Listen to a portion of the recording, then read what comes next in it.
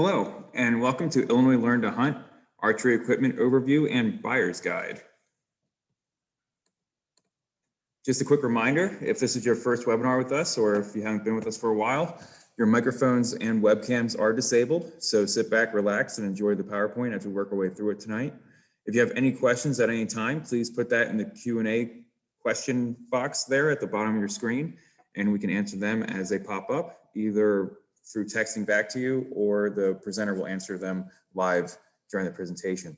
If you have any other questions at the end of the webinar, if you think of anything along the way and we haven't gotten to it yet, we will have time at the very end for a Q&A session. We'll sit here and talk to you guys about any other questions you may have about archery equipment or general hunting questions in Illinois.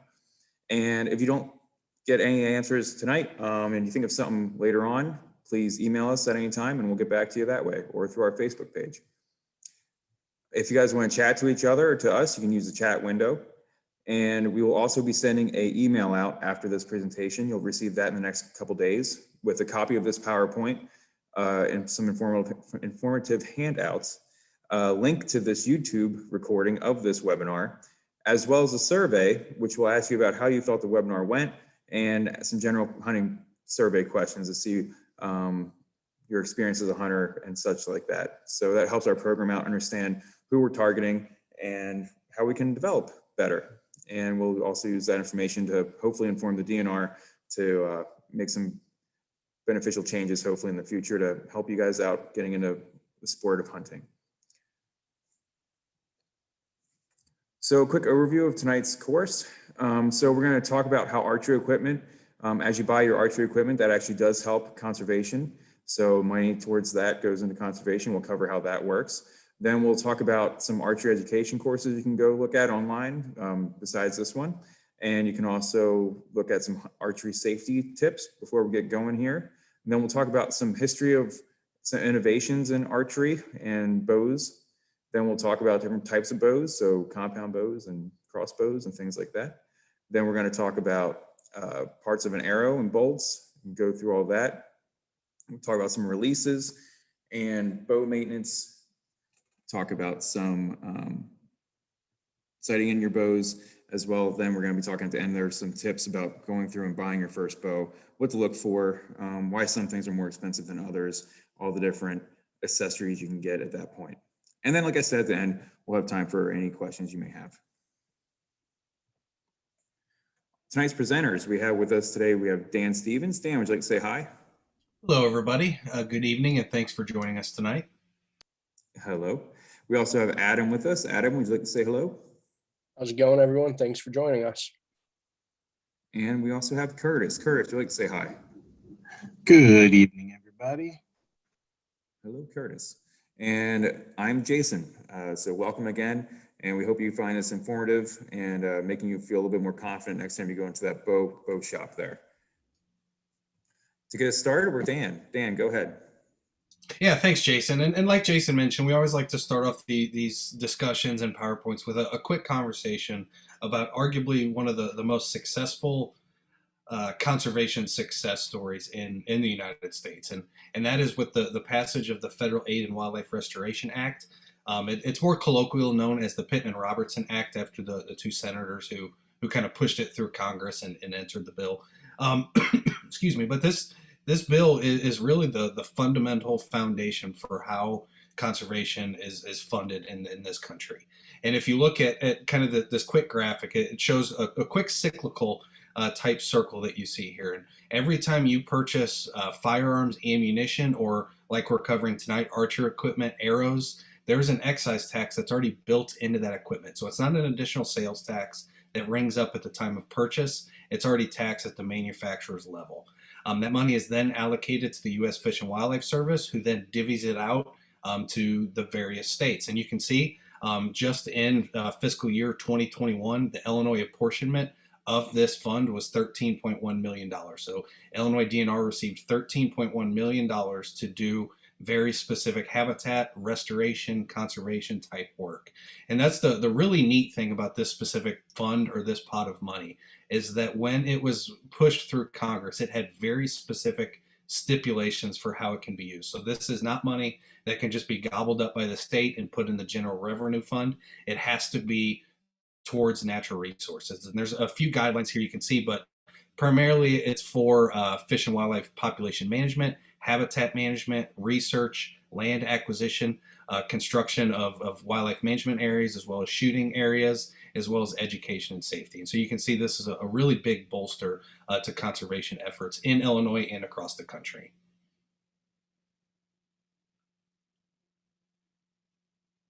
But now we're going to dive kind of right into the bulk of this presentation. We want to start out with a quick conversation about Bowhunter Education. And now if you're a primarily an Illinois hunter, I know looking at our registration, we had several non-residents register for this event as well. So I wanted to kind of bring that in as well. But if you're an Illinois resident and plan on hunting in Illinois, you are not required to have a bow hunter certification course. Some states do require that you pass a bow hunter safety course, very similar to the hunter safety course that you're required to have to hunt.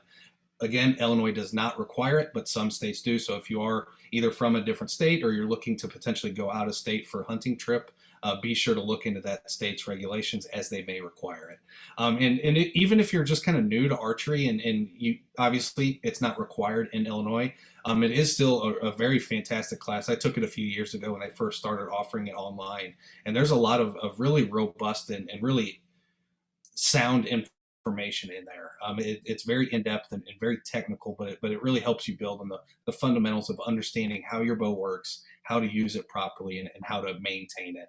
So you get obviously success, but also safety. So again, not required in Illinois, but something that is available and may be required in other states. A few other kind of safety tips that we want to bring up before we move too far forward. Again, just like a firearm, this is a tool that is used to harvest animals in some cases. So it is a dangerous object, so treat it just like a firearm. So obviously only point the arrow and the bow in a safe direction, only nock an arrow when it's safe to shoot. I know this is one that might come up later on throughout this presentation, but there's a lot of people who maybe when they're still hunting or they're stalking or even walking to their spot, they may have an arrow knocked. And while that may seem advantageous for, if a deer happens to walk in front of you or you happen to jump one up and you maybe get a shot, but it is fairly dangerous. It's, a quick trip can cause that arrow to potentially go through, your chest cavity. And so just please don't walk with an arrow knocked. Again, always be sure of your target and what is in front of and behind, and also never shoot over a ridge. It's very similar to a firearm. This next one is pretty important. If you've ever seen the movie Grown Ups, they played this game called Arrow Roulette, where they used to just shoot the arrow straight up in the air and see where it comes down. Please don't do that. Do not shoot an arrow straight in the air, because what goes up must come down. And also a very important archery specific one is to avoid dry firing archery equipment. And so if you can see in this picture here, this gentleman has a bow all the way pulled back with an arrow knocked. That is a safe way to shoot and a safe way to release that string. If he were to pull that bow back without an arrow in place and he were to let that string go and essentially dry fire it, so you're firing without an arrow, all of that energy that is normally transferred to the arrow is then transferred to the limbs and other parts of the bow. And that has a very high tendency to cause catastrophic failure of your equipment. And also, again, there's a ton of energy being stored in these limbs as you draw that bow back. And so it can sometimes cause significant damage to the bow, but also to yourself. So never dry fire a bow. And another really important tip is to always inspect and immediately repair defects in your equipment. We'll cover that a little bit later on. The same also goes for your bows and your arrows. I also want to highlight that bows are short-range hunting tools. Archer equipment is designed to be a short-range hunting tool. You're not taking shots at 100 to 150 yards. This is a very short-range system. And so typically the average for most hunters is about 30 yards.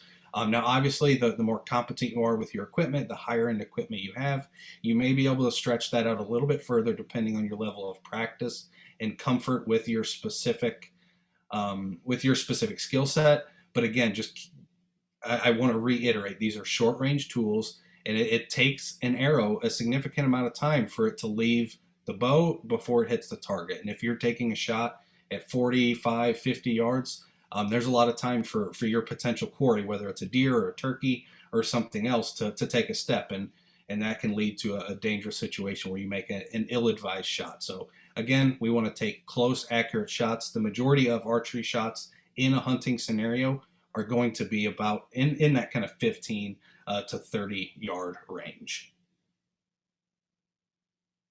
But with that, I'm going to turn it over to Curtis really quick, and he's going to tell us a little bit about a few of these archery innovators and a little bit of history about archery.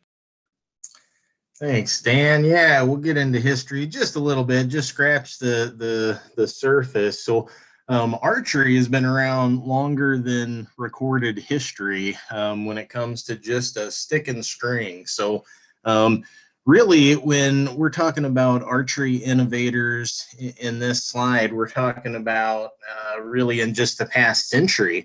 I mean, it was H. Allen that got the first patent for a compound bow, the first person to take a recurve or a longbow and put pulleys on that thing. So now it looked kind of funky. His bow design didn't really take off. It looked more like a middle school science experiment, but he started and paved the way. And then Tom Jennings was really the guy that first mass produced compound bows. And bow hunting became really popular at that time because recurve and longbows are excellent hunting tools, but you do have to put in the time to practice with them. You can't just go out and shoot a handful of times and be ready to go hunting. So those bows required weeks and weeks and weeks of practice, and a nice compound bow, when they came out, all of a sudden you could get ready to bow hunt in maybe just a couple weeks, and much less practice needed in order to shoot efficiently. So, and then the next guy, Matt McPherson, he's more current. So this is the CEO of Matthews Archery, but he's kind of credited with coming up with the solo cam, which is a little bit misleading because other companies did have solo cam type bows before McPherson did it in the early 90s, but they weren't good. He was the first one to do it well. And really what he created was an ultimate hunting bow by getting rid of the problems that they had with the dual cam bows, which were the timing was incredibly hard to maintain. He got rid of that issue completely by getting rid of one cam and using an oversized idler wheel. And he could also make the bow super quiet, just utilizing one cam, and some really cool things. And of course, now Matthews has gone away from solo cam, their kind of roots, and gone back into dual cam because now innovation is moving towards limiting knock travel. So all of these things are complicated things for engineers to worry about. But basically, for us as hunters, all we need to know is compound bows have come a long way in the last 50 years. And thankfully today, we can go into a store and pick up a bow that most of us with pretty limited practice are going to be able to shoot well enough to go out and hunt and be confident that we're going to be efficient with that tool. Now, other than the innovators, we've also got some icons, right? And again, we're talking about recent history, not going back to Robin Hood here, but yeah, you might be familiar with some of these folks. Byron Ferguson, oh man, you want to talk about if you ever get a chance to see him, he's still touring, he still does exhibition shooting. I seen him at the Madison Deer and Turkey Show a year or two ago. Still amazing. I mean, shooting stuff out of the air blindfolded with his longbow.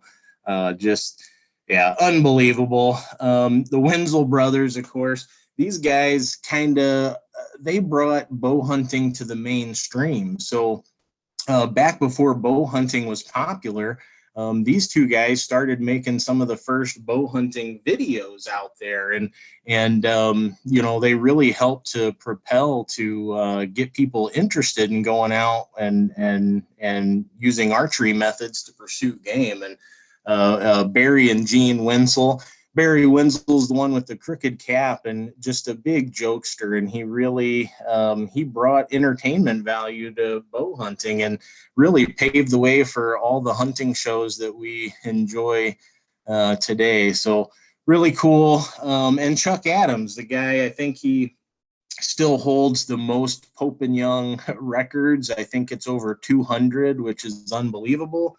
Not sure if that'll ever be caught, but obviously somebody, when you're talking about bow hunting, you can't leave off. And you know, we could have put a lot of people on here, so don't be offended if your favorite archery icon didn't make the list. I know Fred Eichler, and here in the Midwest, obviously Bob Folkrod, one of the most famous Midwestern archery hunters, but it seems like we're missing somebody.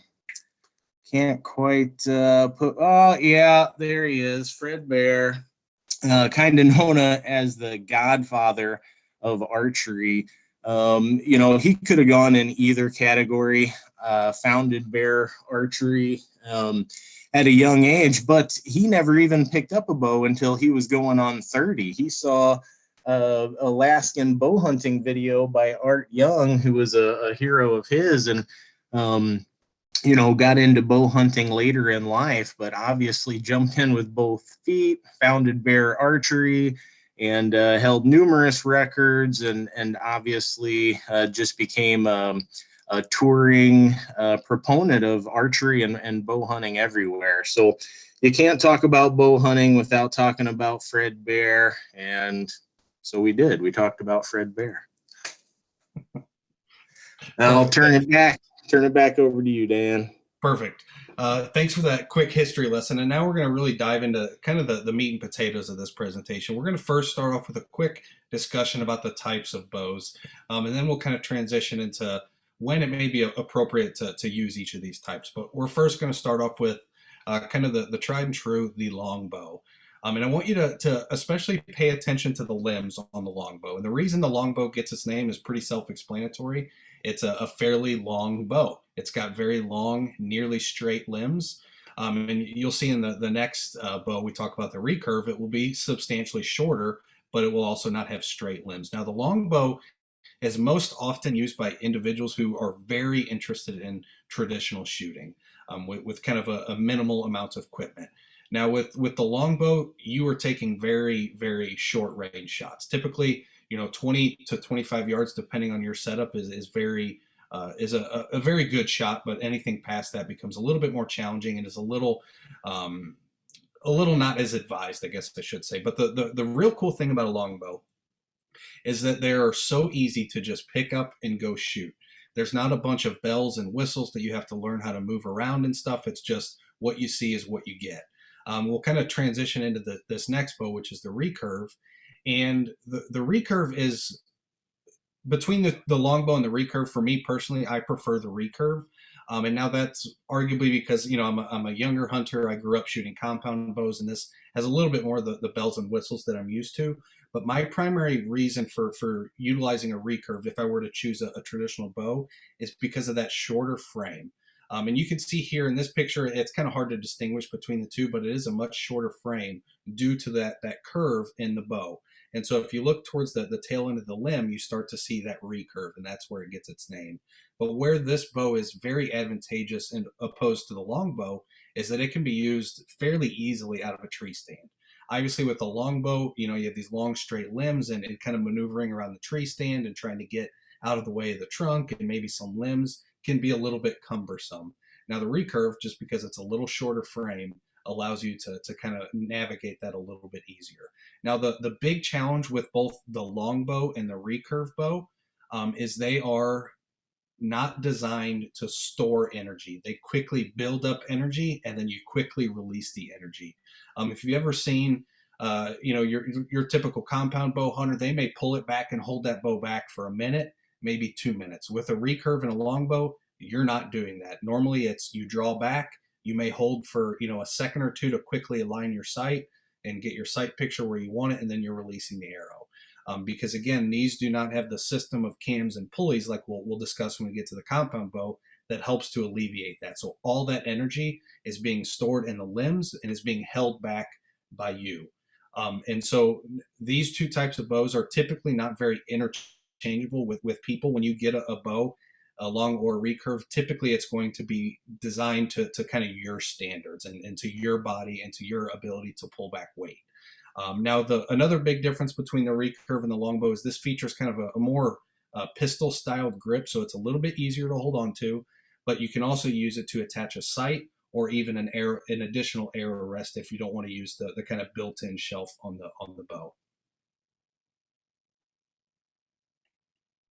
Now, the compound bow is arguably the most commonly used archery equipment for hunting and for a lot of target shooting. This has kind of taken the archery and the hunting community by storm when they first hit the market, and they just keep getting better and better and better every single year. And that's one thing I want to highlight at the beginning of this presentation. Is when we go through, we're going to highlight some very specific brands and some models. Now, these are not an endorsement; they're just kind of a quick overview of some of the options. But some of the price tags might scare you when we get to kind of the high end section. I will tell you, you do not need to spend, $1,000, $2,000, $3,000 on a bow. You can get a very good bow for well under $500 and have a complete setup. But now we'll kind of continue on. So the compound bow is common. They're fairly inexpensive. They're lightweight, but the real advantageous thing, especially if you're a new shooter with a compound bow, is they are very, very adjustable. And that's been one trend in the archery market the past, I would say probably 5 or 6 years is when it really started to kick off. But they started to make bows that could transition you from becoming a beginner shooter to progressing. And so maybe you start out as a high school student or even kind of a smaller framed individual who can't hold a lot of weight. I know when I first started shooting archery equipment, you are using muscles in your back and your shoulders that you normally don't use on a day-to-day basis.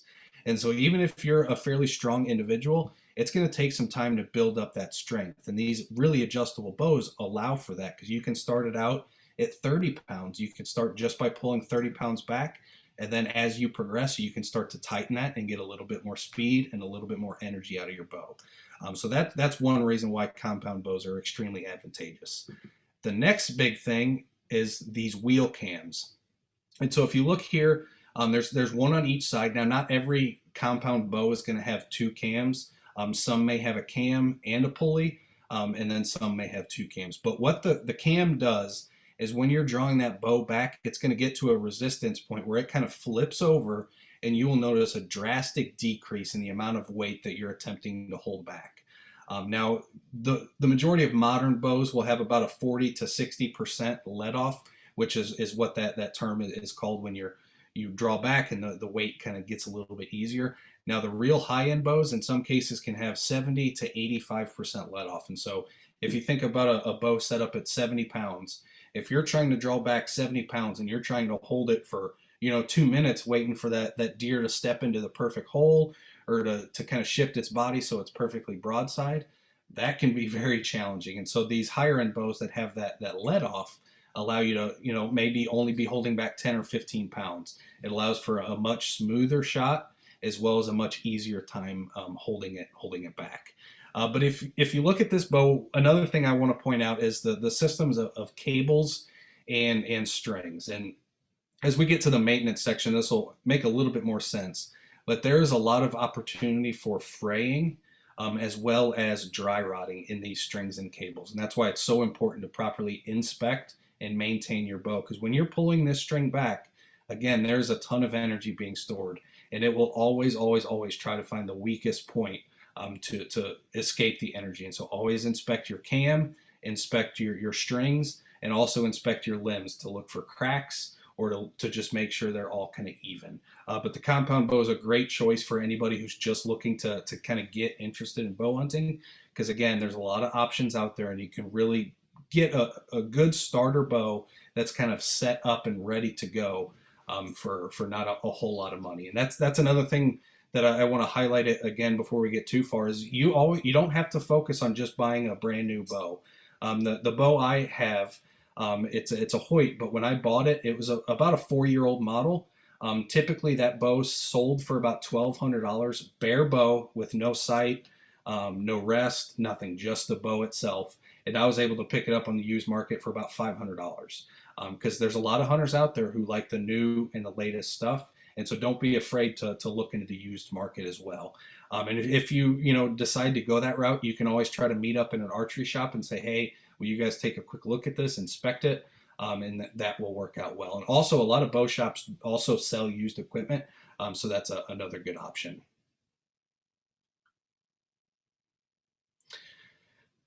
Oh, looks like I already covered this information. But again, a new trend in compound bows is to have this super adjustable bow that can kind of grow with you as a shooter and grow with you as you progress in your back strength and your shoulder strength to ensure you're getting the most bang for your buck instead of having to buy a bow and then 2 years later trying to buy another one.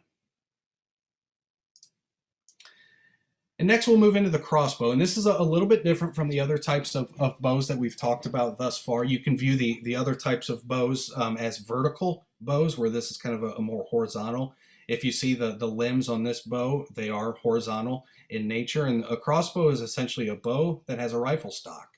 Now, prior to, I think it's 4 or 5 years ago at this point, man, time flies, but prior to that, only hunters that were 65 years of age or older or who had a physical disability and got a doctor's note could use a crossbow during the Illinois archery deer season. Illinois passed legislation to allow any hunter to be able to use crossbows during the archery season. And so this is another great entry point. Maybe you think the compound bow is just not for you. Maybe you want to start out with a crossbow. That's a fantastic option. And there's kind of two different types of crossbows. And we'll go over a few of the different distinctions here, but the biggest one again is going to be the limb. So if you look at this top crossbow, this is going to be a recurve crossbow. And you can see just like the vertical recurve bow, those limbs kind of come out and have that nice recurve right towards the end. And this bottom crossbow is a compound crossbow. And so you can see it actually has a system of cam and wheels. Now, one thing that I want to point out up front is crossbows are kind of an interesting beast. And I'm trying to think of the best wordage here, but it takes a lot of energy to move the arrow. So if you look at what is right here where the arrow sits, the crossbow arrow,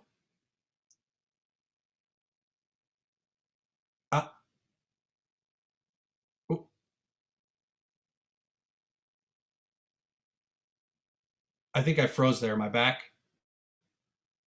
Yes, you're back now, Dan. Okay, perfect. So what I was saying is a compound bow, when a compound bow is shot, the string is going to push the arrow more than twice the distance as when a crossbow is shot. And so it's imparting a lot more energy into that arrow than a crossbow will. And that's why typically you're going to see crossbows with draw weights that are essentially double what a normal compound bow is. So it is not uncommon to see a 140, a 170 pound draw weight. Some are even close to 200 pound draw weight.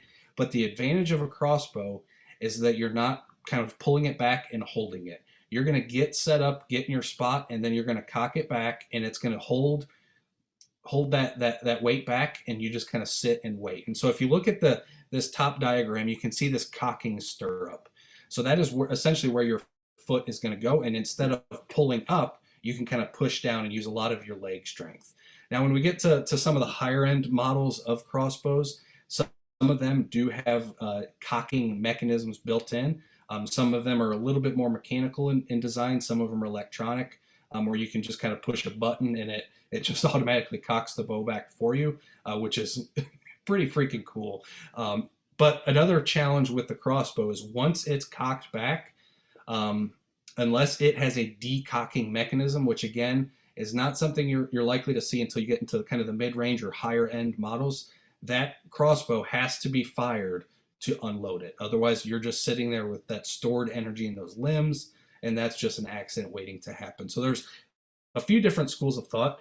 One of the big ones is just to simply shoot it at a target. So you'll commonly see this at public DNR sites. You'll see people with archery targets in the back of their pickup truck, and everyone's like, why do they have a target? They're going hunting. Well, this is normally why. So that when they get back to their truck, they can, pop the target on the ground, unload their crossbow into the target, and be ready to go. Another option is they sell specialized bolts or arrows that are designed to be shot in the ground to unload it that way. And that's typically what I use if I'm hunting with a crossbow, just because it's nice and easy. And again, I don't like walking with a cocked crossbow back to my truck. There's a lot of obstructions and things that could happen. So I would rather unload that in the field. So that is kind of a crossbow in a nutshell. Again, they're a great way to get started. You can get crossbows for very inexpensive. I was actually at the local Field and Strain last night looking for some ammunition, and they had sales on crossbows that, you could get a very decent crossbow with arrows, with a scope, with everything you need for less than $280 at the time, and that was last night. So it's a great entry point to kind of get your feet wet, see if archery is for you. So crossbows are a great option. But now we're going to talk a little bit about arrows. First, I want to kind of just basically cover the parts of an arrow, because as we progress, I'll be using a lot of this terminology, and it's important to kind of define this early on so that we kind of all stay focused and can follow what I'm saying. But we're going to first start off talking about arrow points. Now, there are multiple, hundreds and if not thousands of different types of arrow points. What it really comes down to is what equipment you are shooting it out of and what your desired target or quarry is. And that's pretty much all the information you need to know to be able to decide which specific arrow point is perfect for your scenario. And again, we'll discuss that in the next few slides. The next kind of primary piece of the arrow is the shaft. So this is going to be the main body of an arrow, which again can come in many different sizes, different materials, and we'll kind of go over the pros and cons of those in a second. Now, arguably the most important outside of the kind of business end, quote unquote, of an arrow is the fletching. And so the fletching is designed to kind of stabilize the arrow as it flies. So if you think of a quarterback, they're going back and they're throwing kind of a perfect tight spiral where that football is just slowly rotating, so it kind of holds that stability and that nice trajectory, which helps it maintain accuracy. Fletchings impart that exact same spin on arrows to go ahead and keep them accurate, keep them in line, just like rockets, just like a rifle bullet. Rifle bullets are fired out of a barrel that has rifling that also imparts that spin on the projectile. And last but not least, excuse me, is the nock. And this is the portion of the arrow that connects to the string. And you can see we essentially have two different style of nocks here. On the left, this is kind of a clasping nock. This is what you're going to use for your vertical style bows. So your long bow, your recurve, as well as your compound, where it's going to go ahead and basically click into that string. When you pull that nock back into the string, it will make an audible click to let you know that it's fully purchased and fully in that clip. Now, the nock on a crossbow arrow or crossbow bolt is going to be a little bit different. It's not necessarily going to click into the string. It's just going to be kind of a short wedge shape, kind of like a slice of pizza, I guess, but a little bit wider, more obtuse. And that's just going to be pushed by the string as the string propels forward when you release the string, but it does not necessarily click into that string. Now, there are a lot of kind of fancy devices and fancy nocks on the market. I will say I am personally a huge fan of lighted nocks. And these are nocks that basically have a very small LED inside of them. They have a small battery as well. And when that arrow is fired, it will turn on that lighted nock and you'll be able to recover your arrow rather quickly. And that's really advantageous, especially in a hunting scenario, because it can be very difficult to find your arrow after you take a shot at an animal.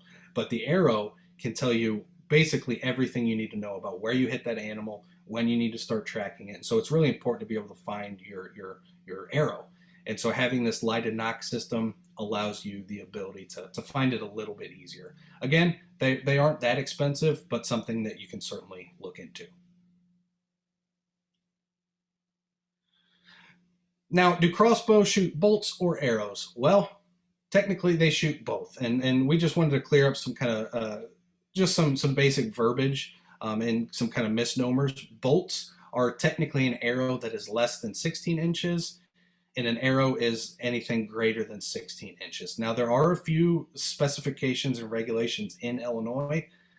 So Illinois states that crossbow bolts or arrows cannot be less than 14 inches in length, not including the point. Now, typically when you buy a crossbow and you get bolts, they are going to be in excess of that length. So typically you're going to be in good shape there. But again, just something we wanted to mention that, again, normally you're going to find bolts and arrows about 20 inches in length, but 14 inches in length is kind of the minimum for a crossbow bolt.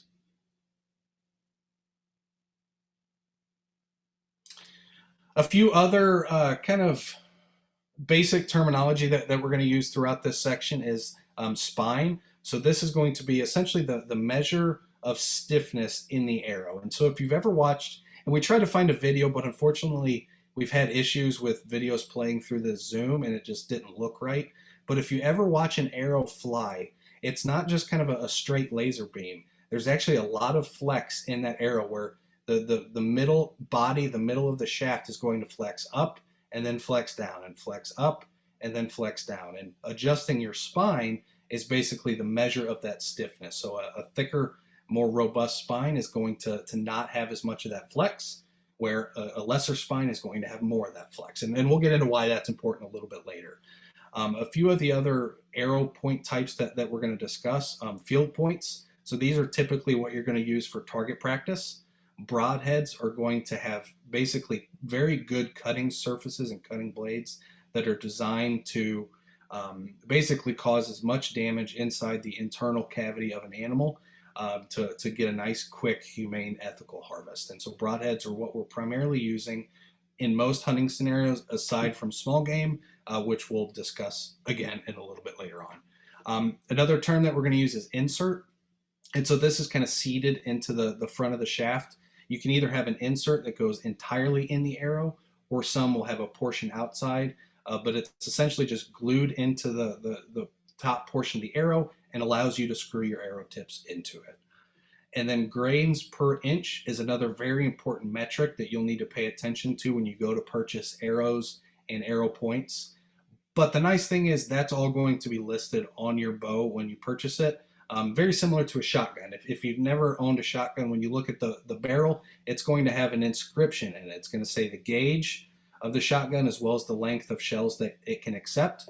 There will also be a sticker on the inside of the limb on most bows that will say what size arrow it recommends for that bow, but also what grain per inch it recommends, both for the arrow as well as for the arrow point.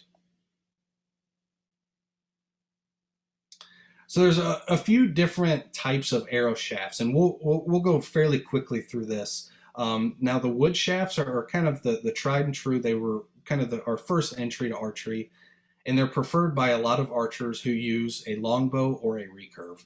Now with a compound or a crossbow, these types of modern bows just have way too much energy for a lot of these wooden arrows. So wooden arrows are not really recommended for crossbows or compounds, just due to the nature of so much energy slamming into that arrow. It can cause that arrow to explode and then kind of splinter in your hands and in your face. So stay away from wooden arrows if you're going to be using a compound or crossbow. Another common arrow type that was pretty much the gold standard for several decades until probably the last 10 or 15 years was aluminum. And so these are hollow shaft arrows that are basically just tubular aluminum with kind of internal inserts so that you can screw in your points and your nocks. They've slowly started to kind of phase out aluminum just because there's better materials on the market. Now, aluminum are great if you're doing target practice or if you just kind of want to plink around and you're not too concerned about a very tight grouping or a tight pattern. Aluminum could be good for that. I shot aluminum arrows for years, and I've had nothing but success with them. But I will mention aluminum has a very strong tendency to kind of warp and bend. So if you are using aluminum arrows specifically, just kind of make sure they're all basically after every time you shoot, check that arrow, make sure it's still fully symmetrical and doesn't have any big dents or bends in it. And at that point, if it does, it's probably just to better replace that arrow. And the nice thing about aluminum arrows is you can take it to the scrap yard and sell it for scrap aluminum.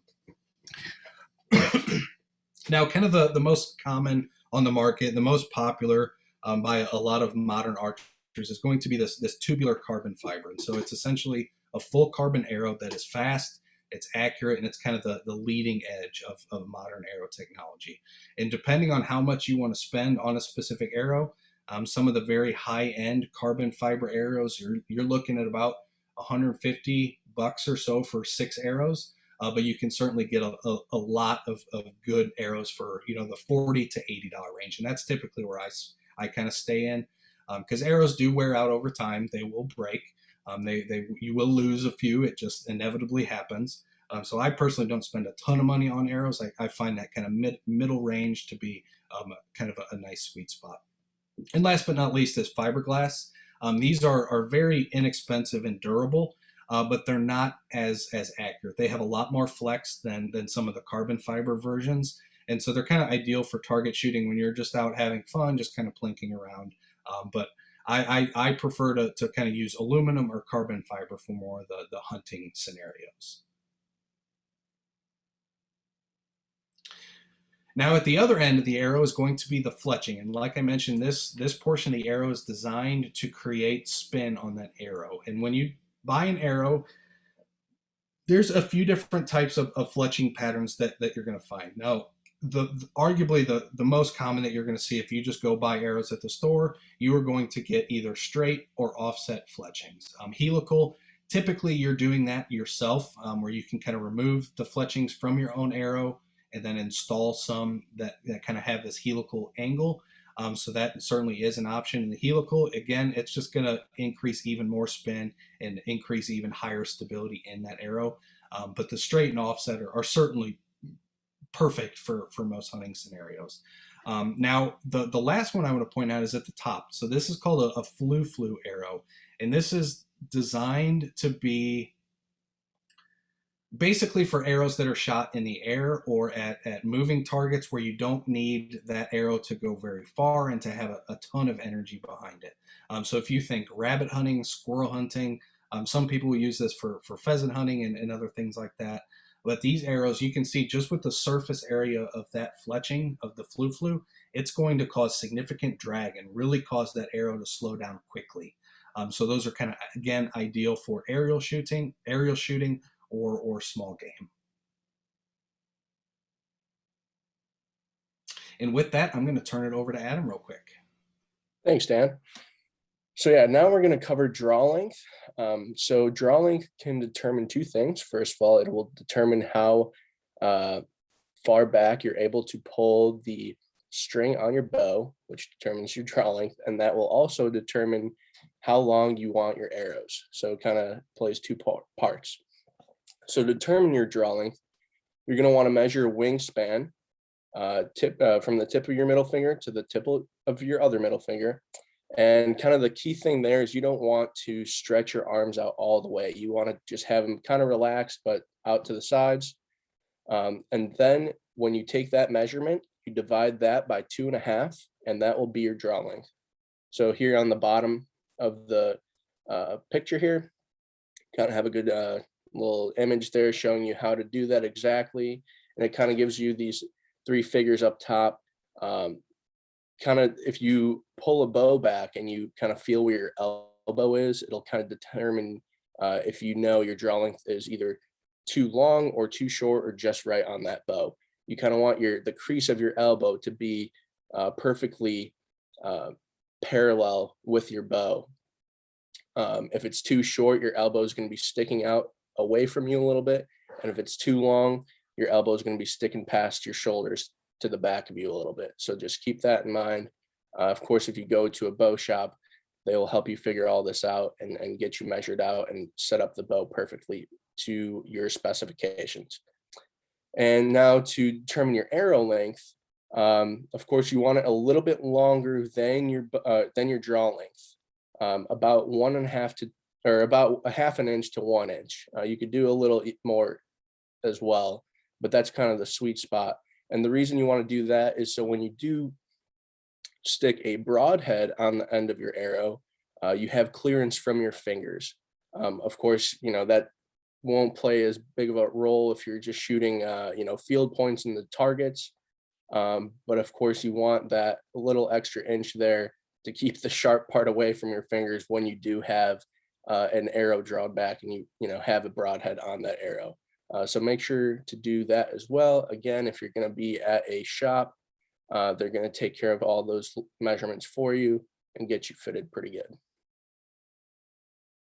Oh, and one more key point there.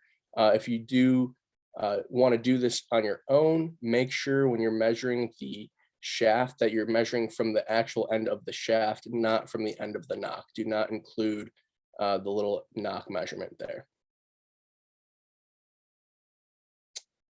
So moving on to spine of arrows. So the spine of an arrow is determined by your draw weight and your draw length. So in most cases, it's better to go with a little bit of a stiffer arrow. A lot of times you'll see hunters using 340 to 300 spine, especially if they're in that average range between higher 40s, lower 60s draw weight. If you're really shooting heavier arrows, which we'll get into here in a little bit into arrow weight specifically, but if you're shooting heavier arrows or heavier draw weight, you're definitely going to want something a little bit more sturdier. So you might want to look into specifically 300s or 250s plus.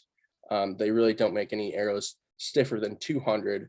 That's kind of the top of the line there when it comes to stiffness, but you're generally going to be in that 300 to 340 range.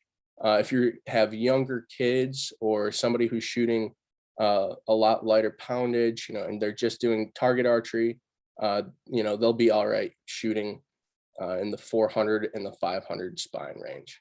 But again, if you're going to be doing a lot of hunting, you're going to want a more rigid arrow, something that can withstand, let's say if it hits a branch or something, you have it off shot, that stiffness does play a part. So just pay attention to that.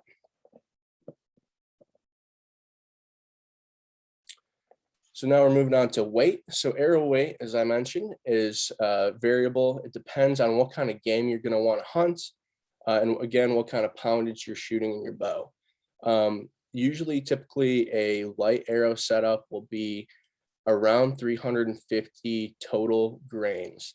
So that means with the head, so like either the field point or broadhead, the shaft itself, fletchings, nock, everything on the arrow included will be around 350 total grains. So that's pretty light. A standard kind of hunting arrow, especially if you're just going to be doing whitetail hunting, is around the 400 to 500 total grain range. And then some people like to play around with customizing their arrows and their bows, and they dive pretty deep into that, and they might build their own or have the shop build them some really heavy arrows that may weigh 600 plus total grains. And usually that is the case, especially with long bows and recurve bows, since they don't have the cams to help carry the energy into the arrow.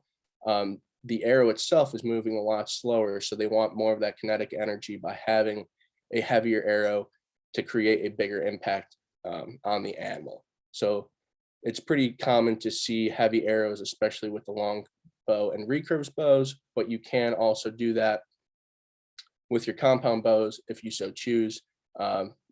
Typically, I see when people first start bow hunting, they'll just go to the shop and get a standard arrow setup, kind of what other people recommend to them. And if they really start deep diving and digging holes into the world of archery, they'll start creating their own arrows and kind of mess with those weights, kind of see what works best for them. So it's kind of a fun process if that's your cup of tea.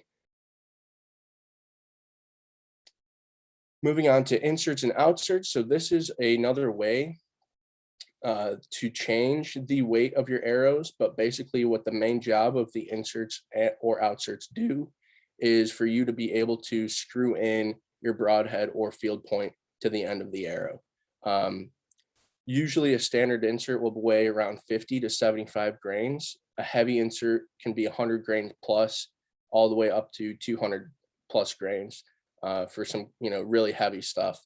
Outserts serve the same purpose, but those are for smaller diameter arrows. So if you look at the arrows here on the bottom left, it's pretty popular now. A lot of people are shooting these really small diameter arrows. So of course you can't stick a big chunk of metal or brass in there like these regular inserts on the right. That's kind of what your standard inserts look like. So the Outserts serve the same purpose, but you just glue them in differently and they stick out a little bit past the front of your shaft. So just something to keep in mind. If you are looking to shoot those smaller diameter arrows, you're going to have to make sure you get the right Outserts for those. And again, as I mentioned, if somewhere down the road you guys jump into building your own arrows, you want to pay attention to, again, the diameter of the arrow so you can match what you want or which inserts you want to get. You don't want those to fit loosely inside the shaft. Those are usually milled with pretty good precision, so they fit fairly snug once you put them in there. And of course, you will want to glue those in. So moving on to arrow nocks. So nocks are at the butt end of the arrow, and that is what attaches your arrow to the string of your bow. For compound bows, it'll attach to where the D loop is. I believe Curtis is going to be covering that here in the next few slides.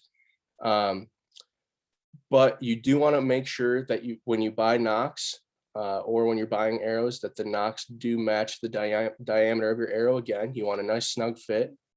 And then, of course, as Dan mentioned, the lighted nocks help tremendously in hunting situations. Of course, they are not necessary, but they do really help. I've used them in the past, and it's really nice to be able to know right where your arrow is, especially when it gets dark. But if you do plan on hunting out of state, you're going to want to check your state regs on if the lighted nocks are legal there. Here in Illinois, they are, but I know in some Western states, you're not able to use them. So just double check. And of course, here on the bottom right, that's kind of what a lighted nock looks like once it turns on. So, they have all different colors and basically it's just a little LED light. And it turns on once the arrow releases from the string. The picture here in the middle is just kind of your standard nock, just plastic.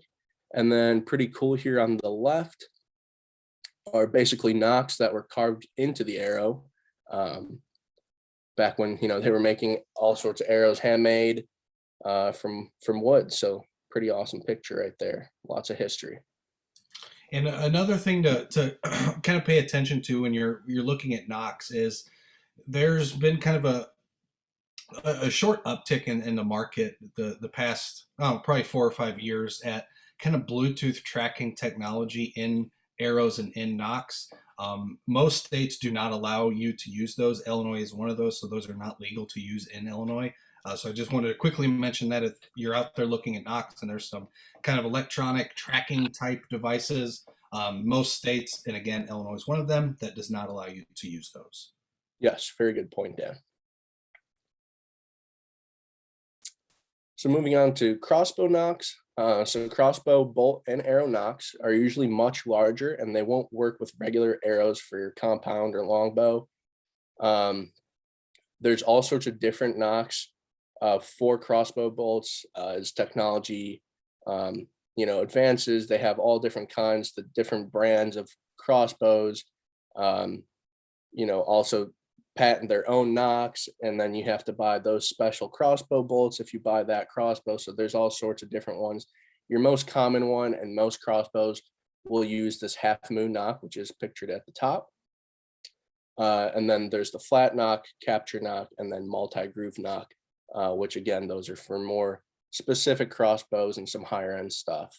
But of course, check your crossbow manual, make sure to purchase the right ones. And again, if you're going to be putting these together yourself, make sure you get the right diameter, put them in with some glue. And they do also make lighted nocks for crossbows as well, or crossbow bolts, I should say. So you can check those out as well. Moving on to field points. So these are what you're going to be using if you're just going to be target practicing. There's all sorts of designs and colors. Kind of the couple of key points you want to know is you want to match the same diameter of arrow.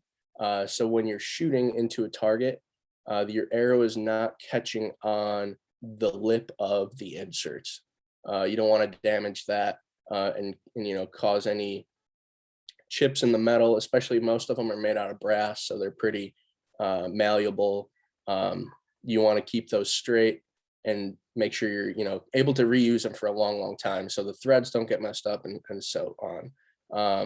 And of course, you want to match the weight of your field point to the broadhead that you're shooting, and vice versa. So if you buy 100 grain field points, you're going to want to buy 100 grain broadheads, because if you don't, then the trajectory is going to be different, and your sight pins are going to be different, and you're going to be wondering why the heck your bow shoots different with two different things on the arrow. So the most popular one, or most common I should say, is 100 grain, but they make, like I said, they make all sorts of different weights for points. So just make sure you read the number and match the ones you're using. And with that, I believe Dan's going to take back over for broadheads. Perfect. Thanks, Adam. Yeah, and like Adam mentioned, obviously it's very important to match the weight of your field point with the weight of your broadhead. And now I'll say this is choosing a broadhead is one of the most divisive conversations I've seen that hunters have. Everybody has their own opinion. Everybody, blasts everybody else's opinion. So we're going to try to cut through the noise a little bit and tell you the pros and cons between the two types. But up front, what I always like to propose is I'm a big fan of a heavier arrow and a heavier broadhead than a lighter weight one. And that may seem a little counterintuitive, but let me explain. So a very lightweight arrow is moving incredibly fast. So you're going to get a lot faster of a shot, a lot faster arrow flight. But what it lacks is it doesn't have that energy and that punch to really punch through your target. Now, obviously, 100 grain is going to be perfect in most scenarios, but I like to err on the side of caution. So I shoot a little bit of a heavier grain broadhead than most people would probably recommend. I'm a big fan of 125 or even 150 grain, but again, just make sure you sight in your broadhead with your arrow point. So now we're going to dive into the two main types. You have a fixed blade and a mechanical. And we're first going to start off with a fixed blade. And the big advantage of fixed blades is that they're simple. They just work. They don't have bells and whistles. They don't have moving parts. What you see is arguably what you get. So there are kind of three main types of fixed blades. And what you'll see most common, I use these for decades. I know pretty much this was kind of the gold standard, was the Muzzy 100. You can see it's just kind of this, single bevel, usually a 2 or 3 blade design, but it's got a ton of cutting surface. And the big advantage about a fixed blade is that it has the ability to punch through bone. And we'll get to that in a little bit later, but just kind of keep that in mind as we're moving through this specific slide, that these are designed to, again, have a little bit, they're more robust, they're tougher, and they also cut a little bit cleaner and better, in my opinion. So you obviously have kind of the typical 3 blade, you have a 4 blade, and then we've seen this kind of 2 blade design. That was very common early on in archery. It started to make a significant recovery in the past, I don't know, probably 2 or 3 years. I went years without ever seeing anybody use them, and now you're starting to see them on the shelves again, and people are starting to use them. But a fixed blade is a great option for anybody. Now, the biggest, again, pro of a fixed blade is that it works, it's dependable, it's sturdy, and it's going to be able to cut through bone a little bit easier than a mechanical broadhead will. Another big kind of advantage of fixed blades is that, again, the blades are tougher, so they're not going to deform. Now, if you shoot an expandable, a lot of times those are kind of a one-use broadhead. You may go through a deer's chest cavity and get the heart and lungs, and you may hit that front shoulder just a little bit, or you may clip a rib bone, and that may cause those blades, because again, they're so flimsy and so thin on the mechanicals, that it may cause them to either break in half or even bend. And so those are kind of the big differences between the two. Now, the downside of the fixed blade is that obviously there is more surface area up front being exposed as that arrow's flying.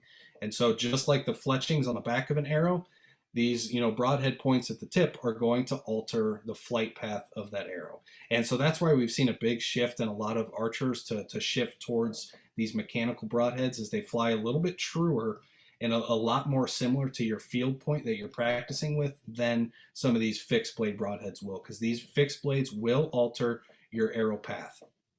Now, the nice thing is when you buy broadheads, normally you're going to get 3 usable broadheads in a package, and very often, especially with the fixed blades, you're going to get what they call a practice broadhead. And so it's going to be in the exact same shape, the exact same size. It's just not going to be sharpened to a razor point. It's going to be kind of dull edges. And so those are advantageous for when you're out practicing. You can at least see how that fixed blade, practice broadhead is going to fly out of your bow, and that will give you the kind of clarity that you're looking for, because your real broadhead, when you go to shoot at a deer or another live animal, is going to have that same flight characteristic. Now, mechanical, there are kind of 3 main ways that mechanicals work. And we'll start off with the top. This is kind of a more spring tension design. And so if you can see, there's kind of this gap exposed between the very tip of the broadhead and where the red starts. Now, as that broadhead enters into an animal or enters into a target and pressure gets put on that front tip, it's going to push that black portion back, and it's going to cause those blades to expand and widen a little bit more. So that's one design. Now, this second design that's kind of on the right here, that's mostly chrome. These are what's very common on the market these days. These are what I call just kind of slide blades. So you can see there's a very nice entry tip at the very front, and as you kind of step back on that broadhead, you see these 2 right angles. And those right angles are not sharp. They are designed to catch hide and catch bone, so that then they will kind of flip back and expose the blades behind them. And so those are kind of how they work. Now, the big drawback between that type, in my opinion, is there's a lot of cases where those may not open up perfectly, or they may open in kind of suboptimal areas. The spring tension ones at the very top, you're going to get a fairly good open with a really good cutting surface fairly regularly with those. Now, the mechanicals that kind of flip back, those are the ones I'm a little more cautious about, especially for a new bow hunter who may be a little bit less familiar with how that arrow is going to impact a deer. Because again, with archery, we want to hug that front shoulder. But if you hug that front shoulder a little bit too tight with these kind of slide blade designs, chances are your blade is going to catch on that front shoulder, and you may not even penetrate that chest cavity. I've seen that multiple times throughout the years, where a deer kind of runs away with an arrow stuck in it that maybe only went a 1/4 of an inch in that front shoulder, and oftentimes it's because they're using this style of broadhead. Now, if you hit a deer, for instance, in the chest cavity where you're supposed to hit with this style broadhead, it has a lot more cutting surface than the other types, and so you're going to get a really nice wound channel. You're going to get a real big opening on the front and the back, which is really going to allow you to get a good tracking job, and you'll get a really nice blood trail to follow. And kind of the third is this kind of hybrid design between the two. It kind of has this spring tension idea, but it's also got the kind of the same thing as the slide blades. But if you see on these, instead of being at a right angle, they're fairly sloped back, but they also are sharpened to a cutting surface. So even if there's failure and they don't necessarily open the way they should, you're still getting a little bit of cutting surface from those blades. Now, mechanical pros and cons. The biggest pros for it are they're razor sharp. I would be very cautious handling them. I've nicked myself several times just trying to screw in some of these broadheads because they are that sharp. They have a very sleek design, and they fly very straight out of the package. You can see just the overall shape and size of these. There's not a ton of surface area that's going to affect that arrow flight like the fixed blades will. And you can also, again, get very big cutting diameters out of a smaller package. Now, the mechanical cons and the downfalls of them, again, the blades can bend. They can break fairly easily after one use. They can deflect off bones a little bit easier, and they usually don't start cutting until they're through the hide. That's just kind of how they work. Is you can see all these with the kind of what I want to call hide catchers up front. Those are designed to catch on the hide. And at that point, the majority of the arrow is already through the hide by the time that wound channel really starts to expand and open up. So again, there's a ton of different options out there. I really don't think you can go wrong with any of the big reputable manufacturers that you're likely to see at the big sporting goods stores. But just know there's a lot of options, and there's a lot of give and take with each of them. So just kind of decide which you choose. Now, some other fairly common arrow tip types that you're likely to use, not so much on deer or turkey, but for small game. So these are designed to kill by impact, kill by blunt force, kill by concussion. Instead of slicing into the animal and creating a wound channel and harvesting it that way, these are designed to, again, target the head or the chest cavity of the animal and just kill them by, again, concussion. And so you can see these don't have any sharp tips. Most of them are very blunt tip, but I want to highlight the two on the right here. I think these are fairly cool and very, very effective, especially for rabbits and squirrels. They work out really well. So if you see these kind of claws that are sticking out on the side, these little barbs on the far right one, and then even on the second to the right one, so those are designed to catch the grass. And so if you happen to miss your target, these arrows will actually catch the grass and kind of slow down. If you've ever practiced archery with just a field tip and you've missed your target, those arrows just bury in the ground, and you may never see those arrows again. I bet the childhood house I grew up at, I bet there's 100 arrows buried in that backyard. But so these are really good for small game, because again, if you miss the target in the grass, they're still going to catch that grass and you won't lose your arrow. And again, they kill by concussion instead of by slicing. Now these may look a little funky to you, but these are some of the broadheads that are designed specifically for turkey. Now I would caution you, I'm not personally the biggest fan of these broadheads, but we thought it was important to highlight them because you're likely going to see them in marketing or see them on the shelf. And you can certainly decide if it's something you want. But these are, especially the yellow one here on the top right, and then the big one on the left, these are what most people call as guillotine broadheads. So they're designed to basically decapitate the turkey. So you're only shooting at the head and neck with these two broadheads, and they're designed to, again, quickly slice through the neck and decapitate that bird. Now, again, kind of the same discussion we've had a little bit earlier. You are now adding a lot of increased surface area to the front end of that arrow. So these arrows, when you have these broadheads installed, they are not going to go very far. Typically, you're shooting about 20 to 25 yards. And also, I will say without a doubt, trying to headshot a turkey is one of the most difficult shots you will ever take. You may be able to hit a golf ball at 30 yards all day in practice, but when it gets to time in the blind, that's a very difficult shot. Now, if you want to increase your odds a little bit, you can use kind of the standard broadheads that we've just been discussing pretty much throughout. You can use mechanicals, you can use expandables, and you're going to be aiming for the body cavity. So instead of trying to shoot at just the head and neck, now you have this full body that you're trying to hit. And so those are good for that. But if you choose these top two kind of guillotine broadheads, you do not aim for the body. Again, you're just aiming for the head.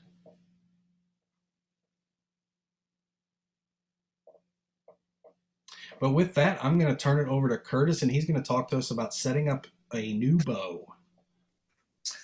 All right, thanks, Dan. So you buy a brand new bow.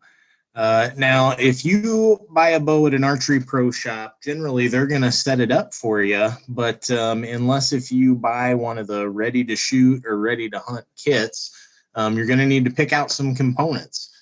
Now, I should say if you're getting a longbow or a recurve traditional, you're not going to need these. But for a compound bow, you're definitely going to need, at the bare minimum, a rest, a sight, arrows, some type of knocking point, whether it's just a simple metal knock, or some people just use a D-loop without any knocks on there, and then an Allen wrench to attach these things. And then optionally, and a lot of people will add these. You'll need a quiver to hold your arrows, a stabilizer, which is going to be the doodad that screws into the front of the bow and kind of resist your back pressure when you're shooting. Hopefully it allows you to be a little bit straighter shooting. String silencers, which go in there and make the whole bow a little bit quieter. A kisser button, which is a device that when you pull back the bow, it sits right in the corner of your mouth and is a good sort of anchor point so you maintain consistency. Peep, which is not 100% necessary. There are a few people that do hunt and even use a sight and don't use a peep. A peep, again, allows you to make sure that you have the very consistent anchor point. But if you have that without a peep, you can shoot without one. I always use a peep myself.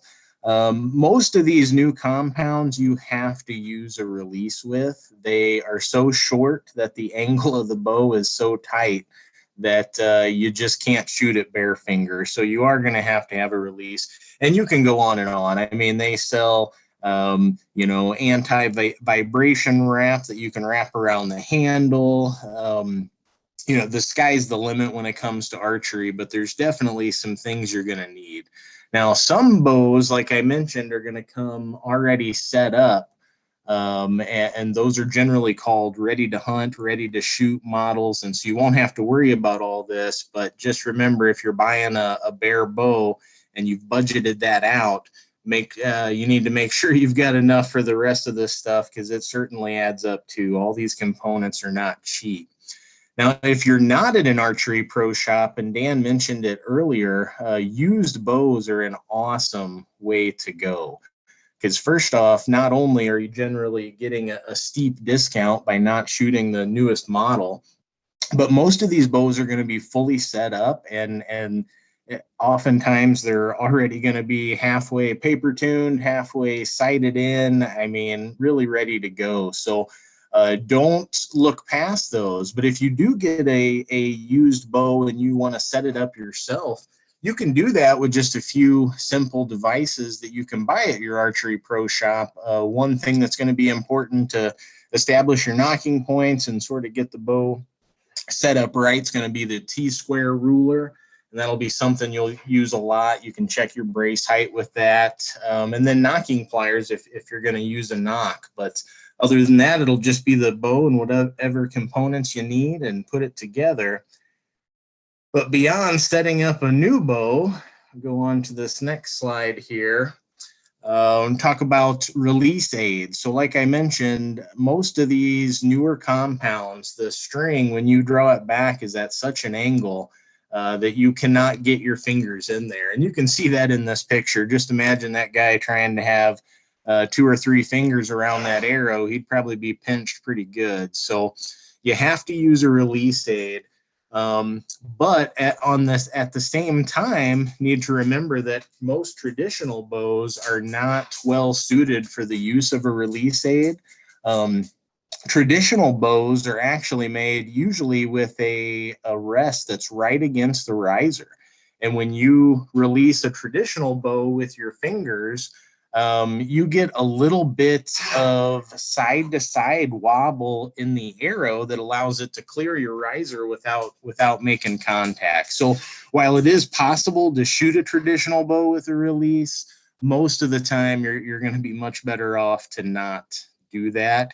And since a release is a critical device for shooting, and I should mention that they're not cheap, so having a spare, you might want to buy a cheaper model than your main primary release, but it is a good idea to have a spare, because it's in the middle of hunting season, rut is on, you've been seeing deer all the time, and all of a sudden your release is gone or your release is broken, you're out of commission. So I like to have a spare, and I haven't had to use it yet, but one of those things, better to have and not need than the other way, I suppose.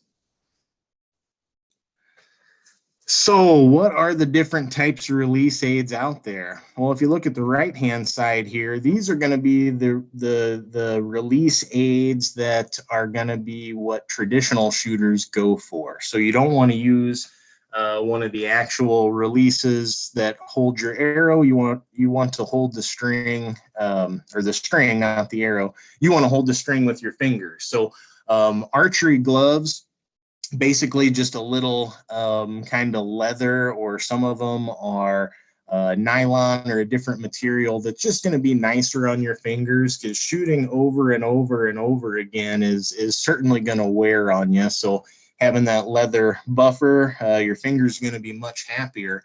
And below that is just what's called a shooter's tab. And it's kind of the same idea as the archery glove. You're going to use that to grab the string. It's just together rather than separate, both very similar. But now what most people are going to be using, because most people are going to be probably shooting compound bows, are going to be the other releases here on the screen. And right in the middle is the most popular. It's the index finger or the trigger release. These are widely available and they're very familiar, because most people that archery hunt probably also gun hunt. And so they are used to pulling a trigger, very common. But one of the bad things about a trigger or an index finger release is it can lead to what's called target panic, and trying to punch that trigger, and it can decrease your accuracy. So if that's an issue, these other releases start to get a little bit better. First off, the lower left hand, this is a thumb style release. And so the thumb lever there, it is actually a trigger, but instead of using your index finger, you're using your thumb to do that. And a couple ideas come into play here. First off, and I should say I've never used one of these, but I do want to try one, because I have a specific anchor point on my jaw in my knuckle, and I use a index finger release, and it does kind of limit the movement of my index finger a little bit, but my thumb is completely free. So some people really like these thumb releases because it does free them up to just more positions that you can have your hand on your face and anchor points. Everything in archery is consistency. If you have consistent anchor points all around and you do things the same way, your arrow should fly the same way. But if you hold your hand different, if you're touching a different part of your face, then everything is off. So consistency is the name of the game. And that leads us to the last release here. This is the hinge, or a lot of people are going to call it a back tension release. This is the primary release that most competition archers are going to use. And that's because it completely eliminates target panic. You lock the string in there and come to full draw, and basically it's designed so that a slight change or a slight movement in that pressure causes it to open, and it's supposed to be a surprise. So basically the archer can just concentrate on aiming and not worry about what would be the trigger hand at all. And when the bow goes off, it should almost be a surprise, although not really, because if you shoot enough, you're going to get used to that and know when it's going to go off. But now, these haven't really caught on with many hunters. Some people do use them, but a lot of people want to have the ability to do what's called command shooting. And in the Midwest, this is really important. If we just have a little window, on our right-hand side, and we know, okay, if a deer walks through here, I've got this one window to shoot between the brush.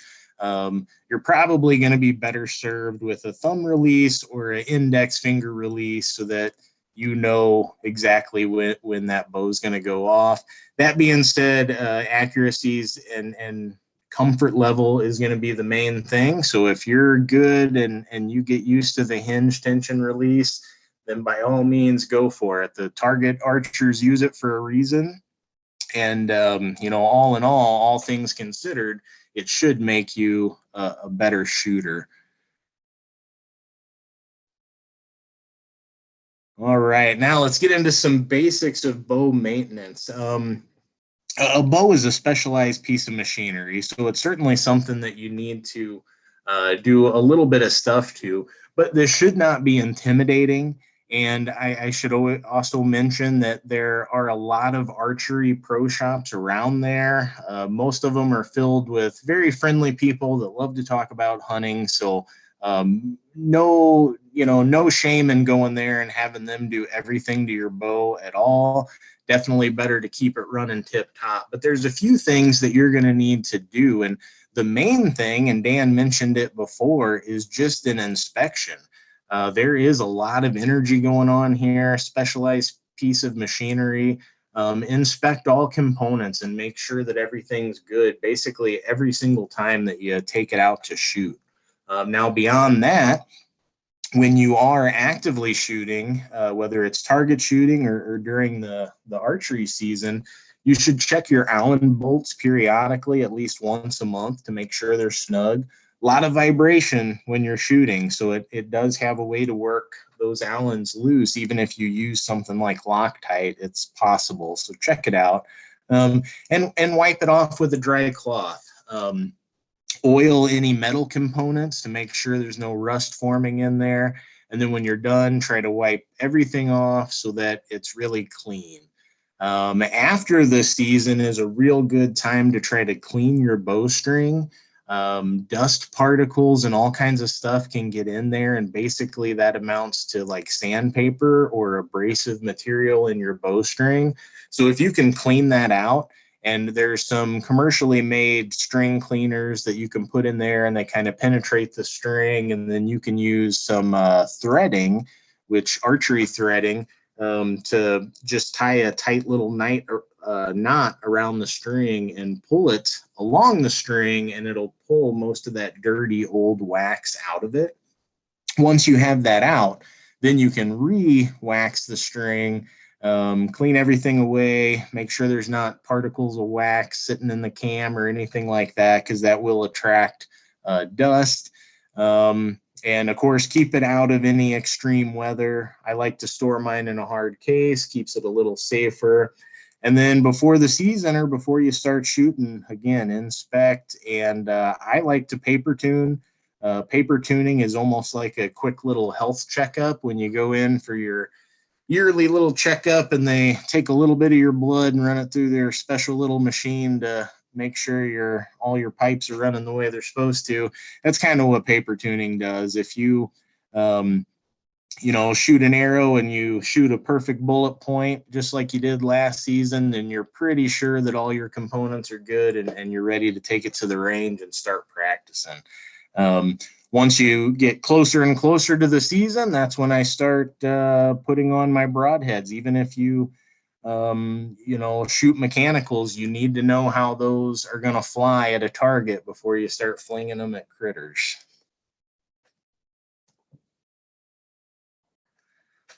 All right. Well, Dan mentioned the mechanical versus fixed blade, huge debate in archery, but another big one is to wax or not to wax. Of course, everybody used to wax their bowstrings all the time, just religiously. And then, people started coming and saying, hey, maybe you should not wax your bowstring just because of this grit and sand and stuff that gets in there and could reduce the life of the string. Basically, somewhere in between is probably the best answer, a happy medium. If you wax your string thoroughly, once, maybe twice a year, that's probably good.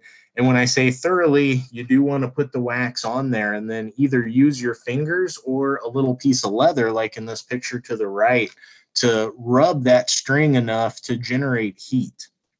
And that's actually going to melt that wax and get it to penetrate that string and really coat all the strands. If you happen to have a bow press, even better, because that's going to take the pressure off and allow those strands to separate a little bit and help the wax get down there better. You don't have to wax serving because rubbing up and down on serving has a tendency to mess that serving up. And the serving should protect the string. You probably had it waxed before the serving went on there, or when strings are brand new, they come very heavily waxed to prevent any moisture from getting into there. So anyway, I like to wax. I just don't overdo it. Hey, Curtis, I don't think we've talked about serving yet. If you want to just clarify what serving means.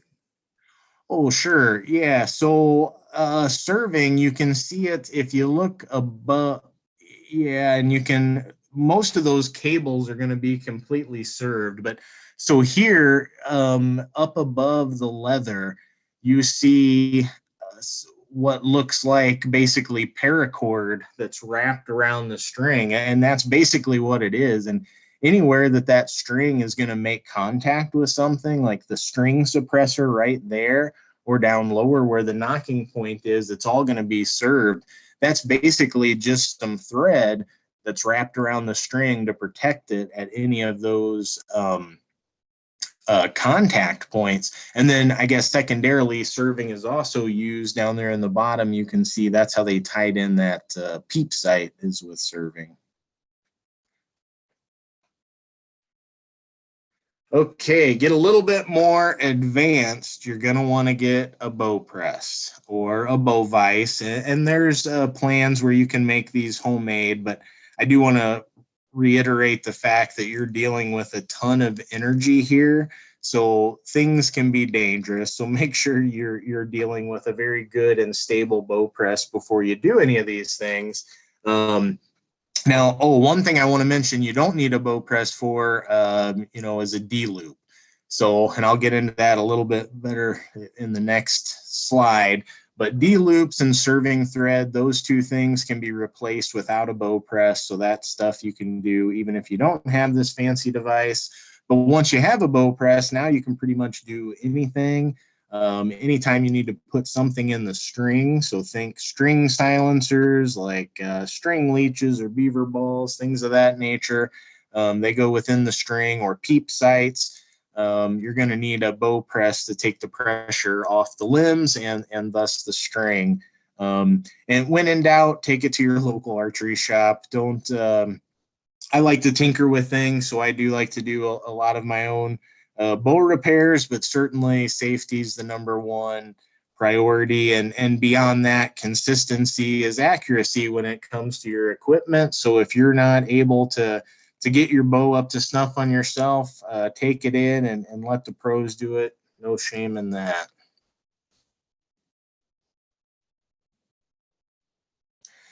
All right, real quick, a D-loop. This is something you can do yourself. And if you are going to buy one piece of maintenance equipment, buy a couple D-loops or a little strand of D-loop thread, because this is critical to shoot. They do wear out eventually. They're made to last a long time because it's a contact point. But if it breaks, just like with your release, you're done. So I like to have some D-loop handy. And tying it on as easy as that little knot that's shown right there. There's some good videos too, so quite confident. Anybody that knows how to tie their shoes can probably put a D-loop on with a little bit of practice. And I think you can get a package of them from your pro shop. They're usually just a couple bucks, so pretty cheap for an insurance policy.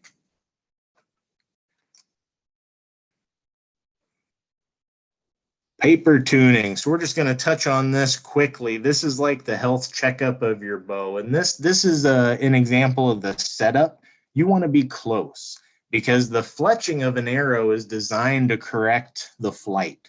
So if you try to paper tune a bow at 20 yards, every single arrow is going to be flinging a bullet hole because that's what the fletchings do. So you want to be 2 to 3 yards away from your paper and then have a target right behind that to catch it. Just make sure the target is far enough behind that the arrow is not contacting the target and the paper at the same time, because that'll influence your tear.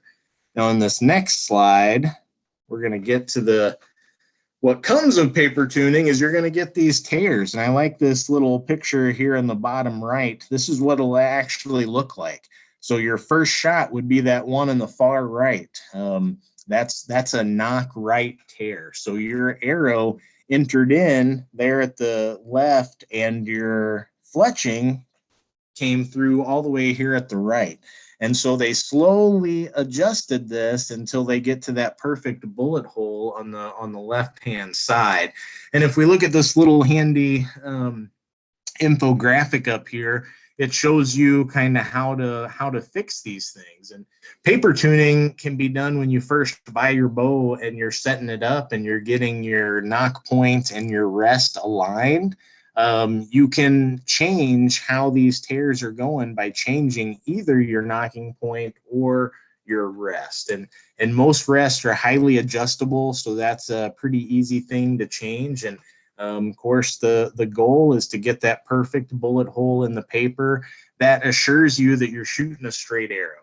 Now, can you shoot good groups at 20 yards without paper tuning? You absolutely can. Today's bows are very forgiving, but you're certainly going to be the most accurate if you're shooting a straight arrow. So paper tune, I definitely recommend it. Okay, one term we want to mention here, and this, I threw this in, this is really important if anybody's a traditional shooter. You're going to be checking your brace height all the time, and that's the distance between your string and the deepest point of your pivot point there. And basically this, for a traditional shooter, is a quick checkup on their bow. If you go watch Byron Ferguson shoot his longbow, he's checking his brace height on his hand all the time because he knows exactly where it should be. And if it's a little bit too long, he knows he's got to take that string off and put a couple twists in it to get it right so he's shooting right. Now, when it comes to compound bows, basically a higher brace height means that the arrow isn't in contact with the string for as long. So those are going to be more forgiving, but generally they're going to be a little bit slower for the same reason.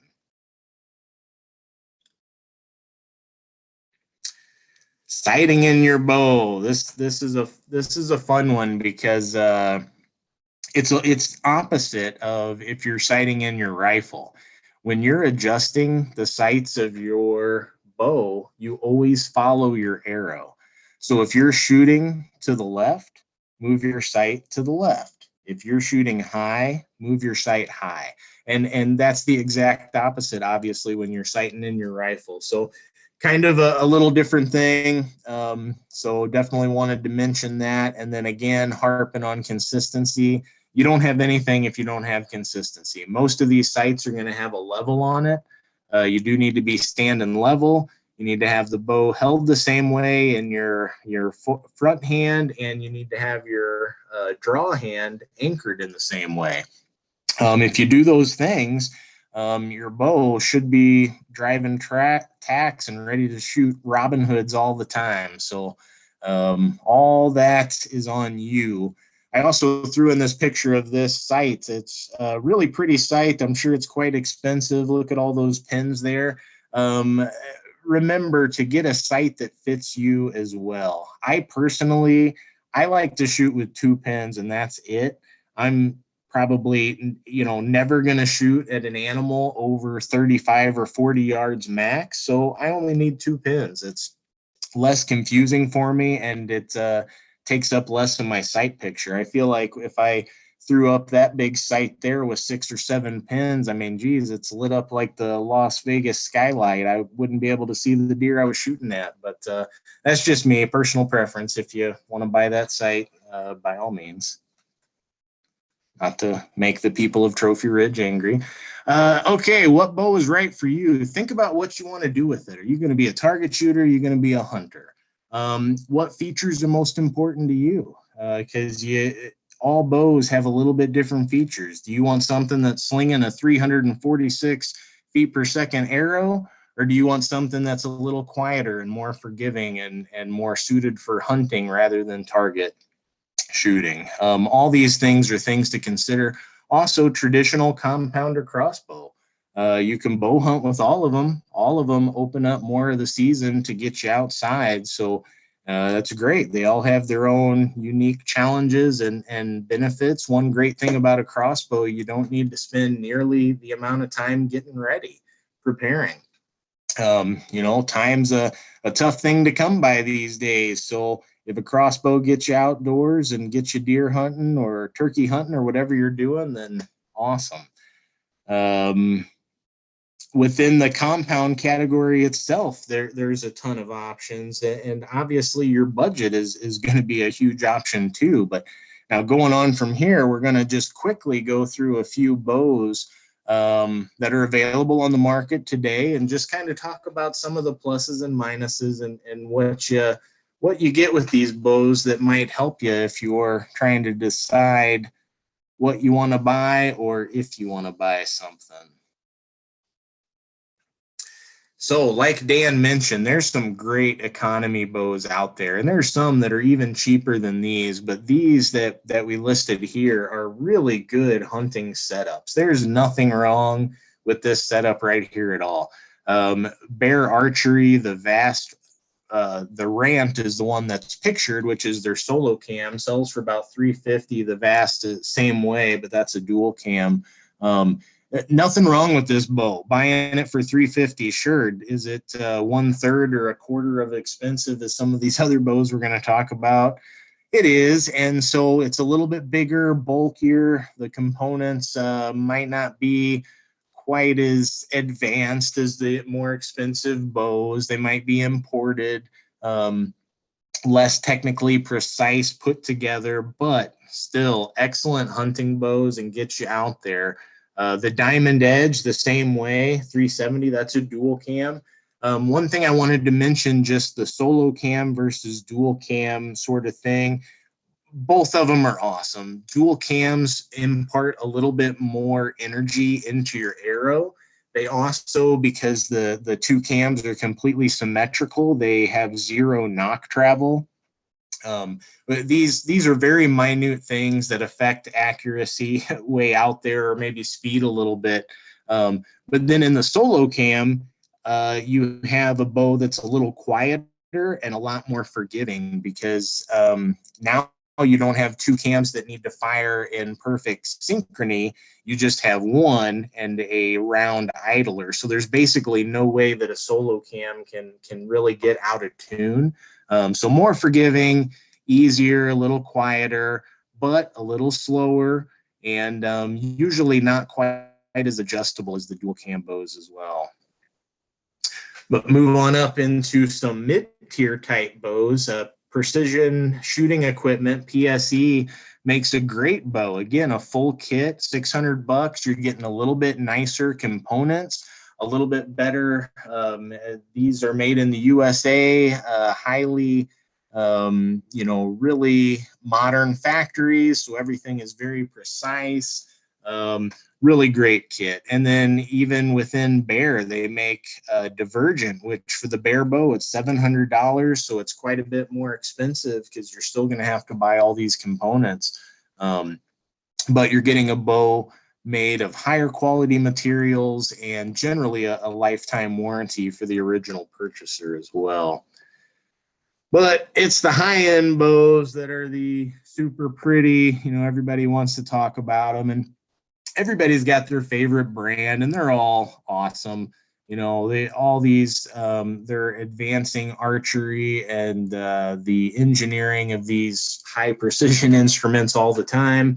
Bowtech is one of the fastest bows out there generally.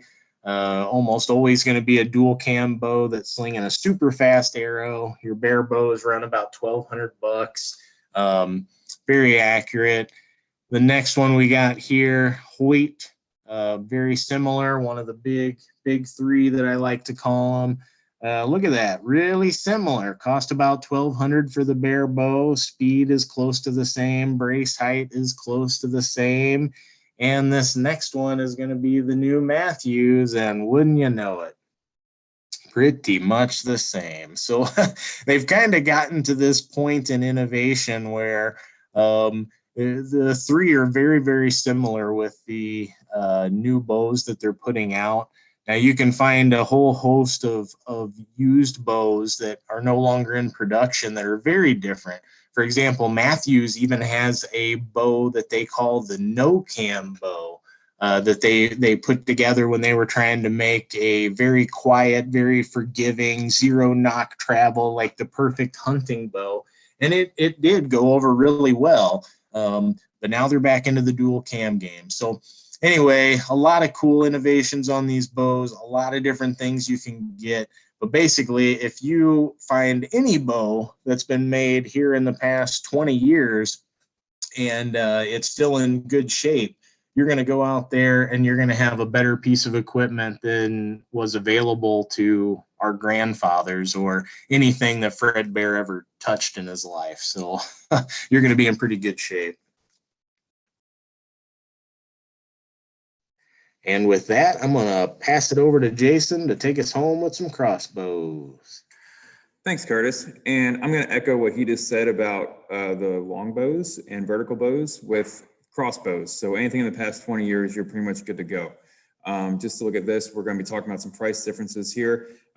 This one last night, I found it was the Burnett Game Crusher. This one's around $270. And on the right is the Raven, and that's going to be about $3,000. So they both will probably take down a whitetail easily at 20, 30, 40 yards. So with that being said, I'm the staff crossbow hunter, and this is a photo that these guys were busting me earlier because I probably put this in about 3 webinars now, but I did get 2 deer in one morning 2 years ago now, and I used my 12-year-old crossbow, now 14-year-old crossbow. And this was the one they had on the rack in Pennsylvania when they legalized crossbow hunting 14 years ago. And they had 3 on the rack at the time. Now you go in and they have, who knows how many now, 20 or 30. And again, this is very simple. So it's just a peep sight with a 1 sight in the front. So if I can take out 2 deer with this little guy, any crossbow I'm going to show you tonight is going to be much better than the thing I had 14 years ago and currently still use. So before we get into them, just some more vocabulary words when you're looking to crossbow shop would be the power stroke. So you're going to see this, and that's similar to draw length. And basically when you see the power stroke, anything that the longer it gets, the faster your arrow is going to go or your bolt's going to go. So you'll see that as you compare crossbows, the longer the power stroke, the faster the bow.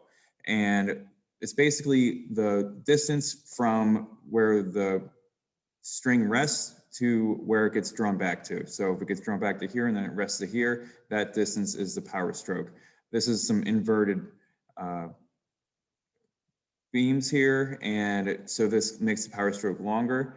When they're regular way, the power stroke's a little bit shorter because of the way that the cams are.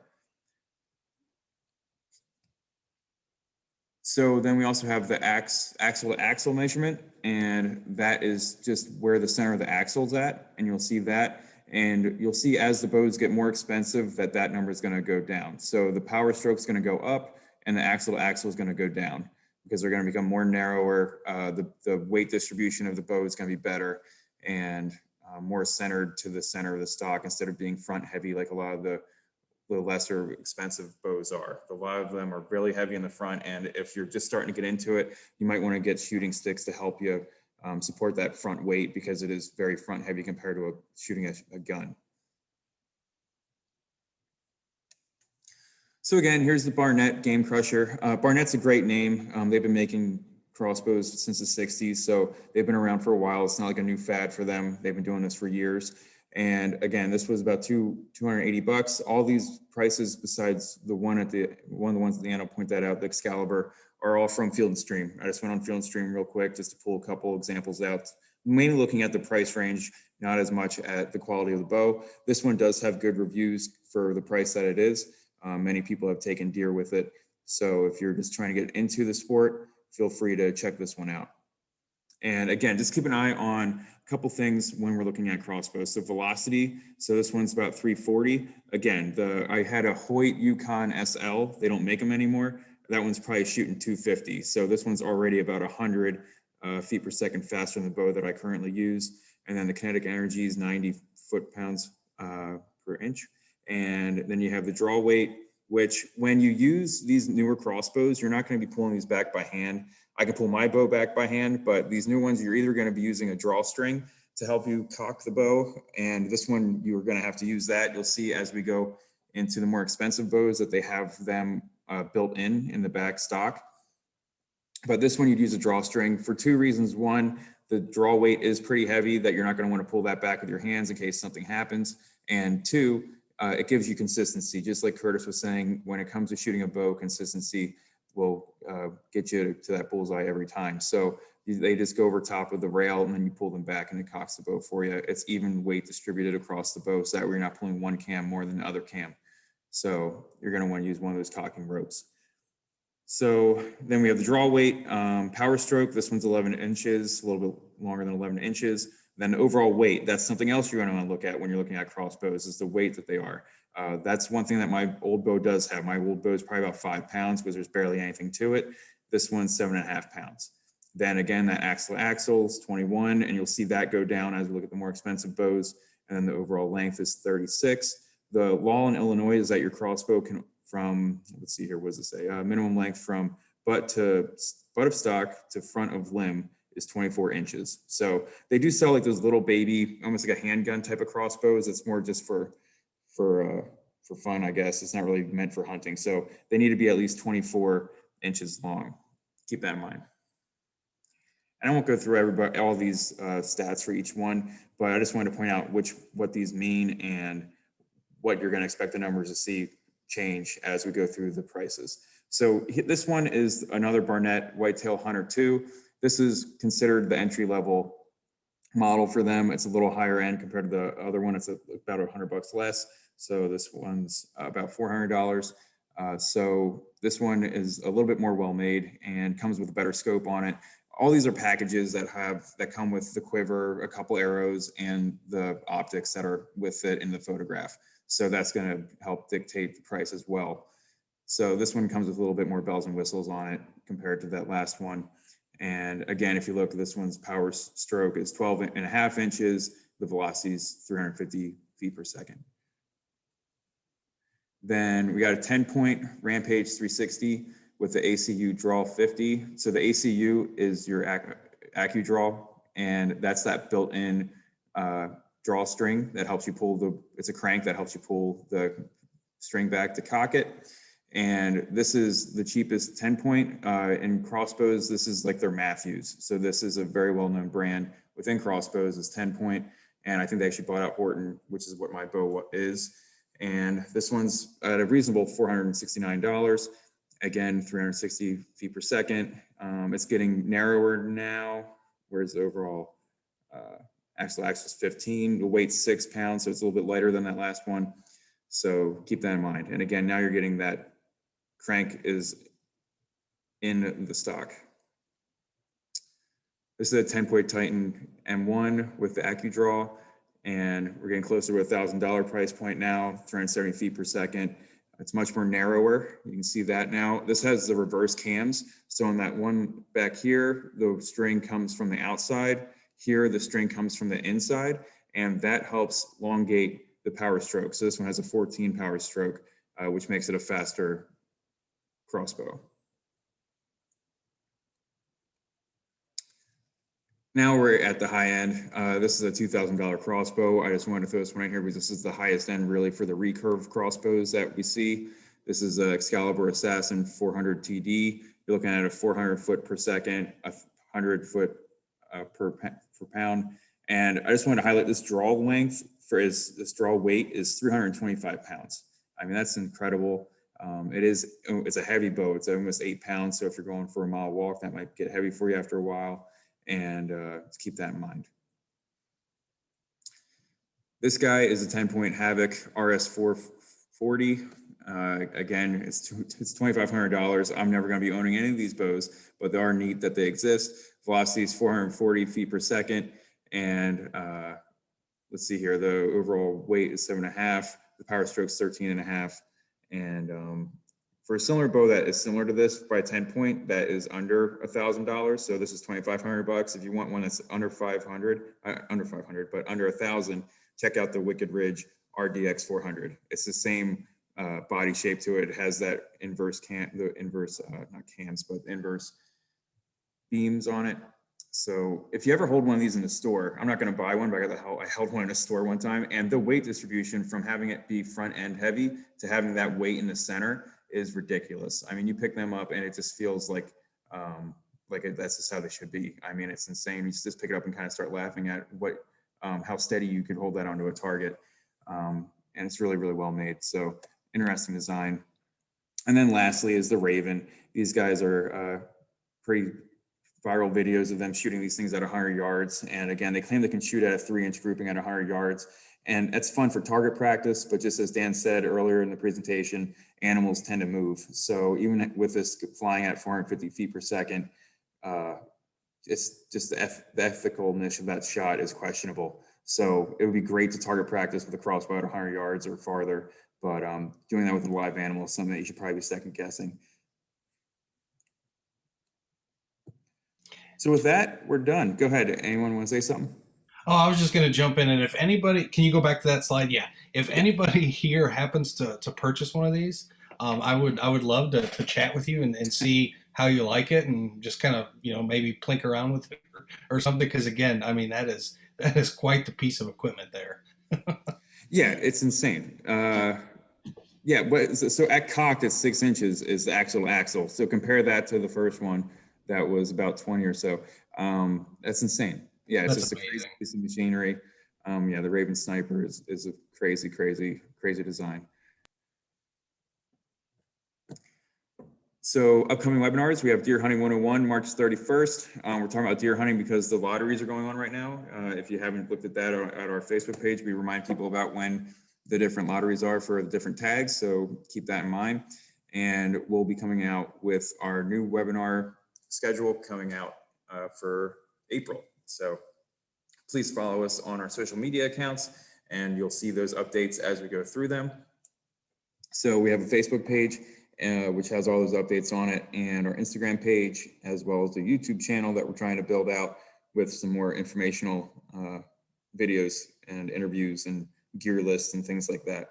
And if this was more focused on bows, we did say it was archery equipment, but we will have gear videos coming out. We will have more webinars that focus on different types of gear, and tree stands are a big part of archery hunting. Please follow us when we have our gear stand placement and strategies. That's one of our favorite webinars. We talk about the logic of placing a tree stand and where to place it at based on deer movement. And then we also cover the different types of tree stands that you may have. So if you're brand new to archery, follow us and you'll see those pop up as we get closer to the season. So with that, if anyone has any questions, please go ahead and ask them. If not, have a wonderful evening.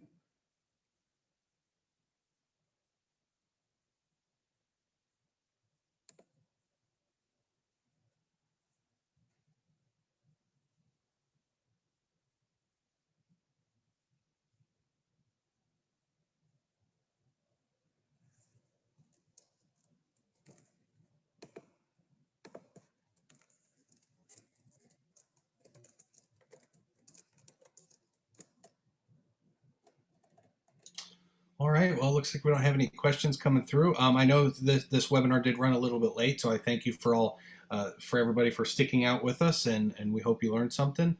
Oh, there's a question. Do the DNR practice ranges typically let you use broadheads?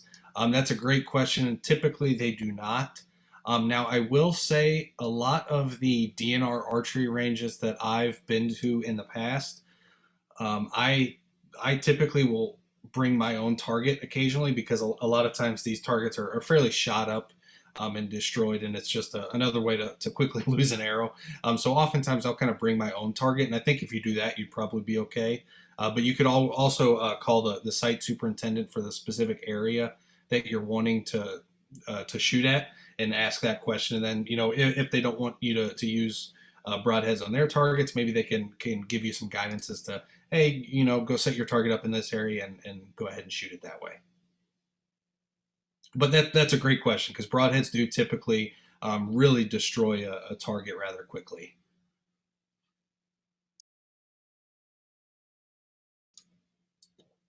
All right. Well, with that, if any other questions come up in the meantime, please shoot us an email, a Facebook message, Instagram, YouTube. We'd be happy to answer. But again, thanks for joining us tonight, and we'll hopefully see you out in the field sometime in the near future. So thanks, everybody.